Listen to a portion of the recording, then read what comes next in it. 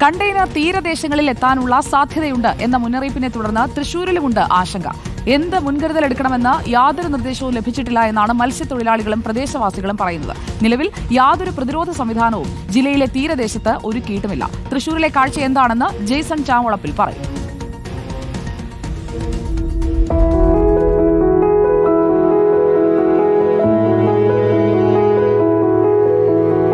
ബേപ്പൂരിനടുത്ത് ഉണ്ടായ കപ്പൽ അപകടത്തിൽ കടലിൽ പതിച്ച കണ്ടെയ്നറുകൾ തൃശ്ശൂരും അതുപോലെ തന്നെ എറണാകുളത്തെയും തീരദേശങ്ങളിലേക്ക് എത്തുമെന്ന മുന്നറിയിപ്പ് വന്നതിനെ തുടർന്ന് തൃശ്ശൂരിലെ തീരദേശം വലിയ ആശങ്കയിലാണ്. എങ്ങനെയാണ് ഈ അന്തരീക്ഷം മാറുക എന്നടക്കമുള്ള ആശങ്ക ഈ പരിസരവാസികൾക്കുണ്ട്, ഇവിടുത്തെ മത്സ്യത്തൊഴിലാളികൾക്കുണ്ട്.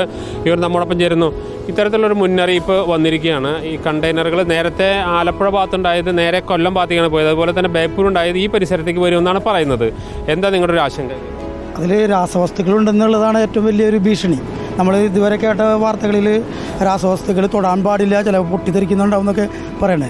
ഇപ്പോൾ അവിടെ നിന്ന് കാറ്റിൻ്റെ ഒരു ഇതിൽ എറണാകുളം അല്ലെങ്കിൽ തൃശ്ശൂർ ജില്ലയിലെത്തും. നാട്ടുകാരിലുള്ള എല്ലാവരും ഒരു ഭീതിയിലാണ്. എപ്പോഴാണ് ഇത് എത്തുക, അല്ലെങ്കിൽ വന്നു കഴിഞ്ഞാൽ തൊടാൻ പാടുണ്ടോ, എന്താണ് ചെയ്യേണ്ടതെന്നുള്ള ഒരു ആശങ്കയിലാണ് എല്ലാവരും. ഇതിനകത്ത് എന്തെങ്കിലും മുന്നറിയിപ്പ് കിട്ടിയിട്ടുണ്ടോ? ഇപ്പോൾ സംബന്ധിച്ച് മുന്നറിയിപ്പൊന്നും കിട്ടിയിട്ടില്ല.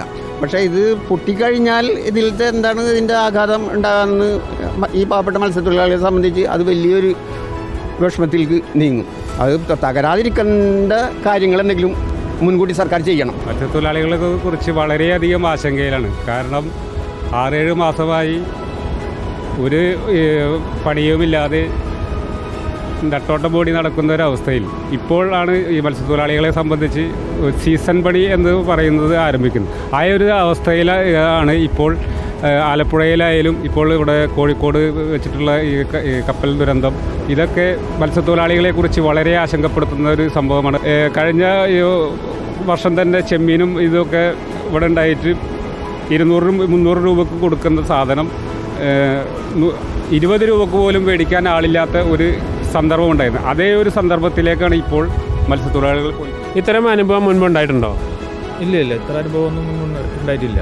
ഈ കുട്ടികളൊക്കെ ഈ കടൽ തീരത്തേക്കും വരുന്നതല്ല, അപ്പോൾ ഈ കണ്ടെയ്നറും അതുപോലെ അതിലെന്തെങ്കിലും രാസവസ്തുക്കളൊക്കെ വരുന്നത് വലിയ ആശങ്ക ഉണ്ടാകുമോ? ആശങ്ക ഉണ്ടാക്കുന്നതാണ് ഇപ്പോൾ ചാനൽ റിപ്പോർട്ടുകളൊക്കെ കൊടുക്കണതൊക്കെ. അപ്പോൾ അതിന് തക്കതായ ഗവൺമെൻറ് അതിനുള്ള മുൻകരുതൽ എടുക്കണം എന്നാണ് ഞങ്ങൾക്ക് പറയാനുള്ളത്.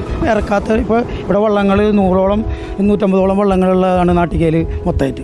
അവർക്ക് ഇറങ്ങാനൊരു ഭയമുണ്ടാകുന്ന തരത്തിലേക്ക് നീങ്ങിയിരിക്കുകയാണ്. ആ ആശങ്ക, ആ ഭയം ഇല്ലാതാക്കാൻ അതിന് വകുപ്പ് മേധാവികളാണ് മുന്നോട്ട് വരുന്നത്.